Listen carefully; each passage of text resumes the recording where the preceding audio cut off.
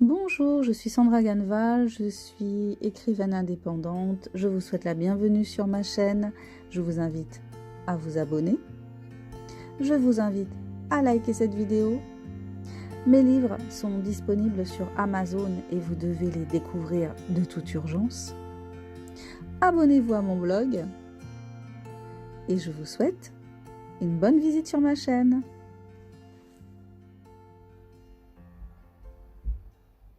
Coucou les amis, c'est Sandra, j'espère que vous allez bien, que vous êtes en forme en ce dimanche fin d'après-midi, changement d'heure.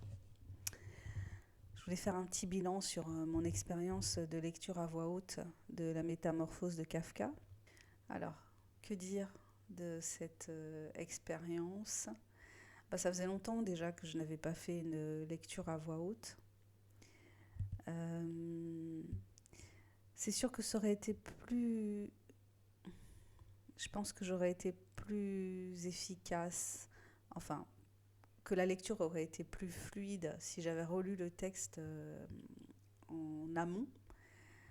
Mais j'ai préféré être dans la redécouverte du texte, parce que c'est un texte que j'ai lu mais il y a assez longtemps en fait. Donc je me rappelais même plus de la chute. Et voilà, donc du coup j'étais dans l'attente, dans la surprise, et du coup ça créait en moi l'envie de continuer à lire, donc un petit bout chaque soir, 11 soirs de suite. Lecture à voix haute, ce qui est intéressant avec ça, c'est qu'on on a la musique des mots en fait, on a la musique de l'auteur. Bon, évidemment, ce n'est pas une version originale, donc on perd forcément quelque chose. Mais bon, on a quand même, ça donne une dimension au texte qu'elle n'a pas quand on le lit en silence, quand on le lit à voix basse, qu'on se chuchote, et quand on le lit à voix haute, et pour éventuellement que des gens nous écoutent le lire, le texte prend vraiment une autre dimension. Et c'est ça qui est intéressant avec la lecture à voix haute. Donc moi j'avais fait un stage il y a quelques années, il y a 5 ans je crois à peu près. J'avais fait un stage de lecture à voix haute qui m'avait beaucoup apporté. J'avais trouvé ça euh, ouais, très intéressant, très challengeant. Voilà, c'était comme un défi pour moi qui a conduit à une représentation.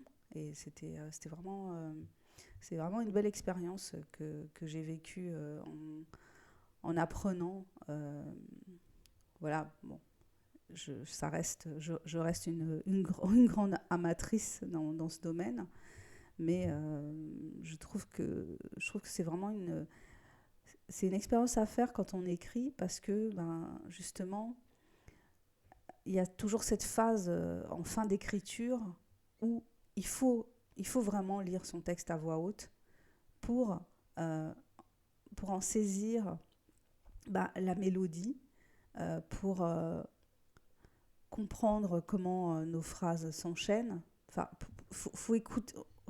Voilà, on écrit aussi avec l'oreille en fait. On écoute la façon dont on a réussi ou non à créer une petite musique dans notre écriture. Bon, après, évidemment, c'est très personnel, c'est très individuel, cette sensation, mais je crois qu'on n'y échappe pas de prendre ce temps-là. C'est une des parties les plus difficiles dans la relecture, je trouve, de vraiment prendre le temps de lire tout son texte à voix haute, même s'il est très très long. Et voilà, donc ça permet de voir comment les choses s'enchaînent, ça permet des fois de voir aussi ce qui est incohérent. On entend plus facilement les répétitions quand on les lit quand on les lit à voix haute que quand on les lit simplement. Donc cet exercice-là est vraiment très important et c'est en même temps un super exercice. Après, pour revenir au texte de Kafka, j'ai trouvé, quand j'ai commencé ma lecture, j'ai trouvé que c'était très actuel, euh, ce, ce, ce, ce rapport au travail, ce rapport à la famille, ce rapport à la société qui emprisonne, en fait, qui empêche d'être soi-même. Et puis finalement, cette espèce de fuite dans la métamorphose, la transformation en un être, en un insecte, une chose a priori immonde, et puis finalement qui se termine sur la mort, la disparition volontaire, comme un peu un suicide, puisque Grégor, transformé en insecte, arrête de manger. Et je m'attendais pas à cette chute. En lisant le texte, je me disais qu'on allait finir sur quelque chose de peut-être plus trash, plus violent. Puis en fait, finalement, ça se termine dans de la résignation et de la douceur. Et puis, on constate finalement que pendant que Grégor se métamorphosait, il s'est métamorphosé en insecte, bah, sa jeune sœur s'est métamorphosée en jeune femme. Et ça finit là-dessus, quoi, sur une renaissance, sur la famille qui continue à prospérer sans lui, qui est presque soulagée de son absence, et finalement on se dit qu'il s'est sacrifié pendant des années pour sa famille, mais finalement pourquoi? Il aurait pu ne pas se sacrifier, puisqu'il trouve une espèce d'équilibre sans lui qui est presque meilleur que l'équilibre qu'ils avaient quand il était humain et qu'il était avec eux. Voilà, bah écoutez, je suis contente d'avoir partagé avec vous, en tout cas avec ceux qui ont pris le temps d'écouter cette lecture de la métamorphose.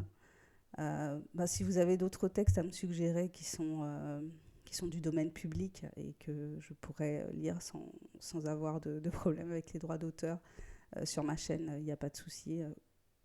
Faites-le moi savoir en commentaire. Je vous invite à vous abonner, je vous invite à découvrir mes ouvrages, puisque comme vous le savez, je suis écrivaine indépendante. Tous mes livres sont disponibles sur Amazon.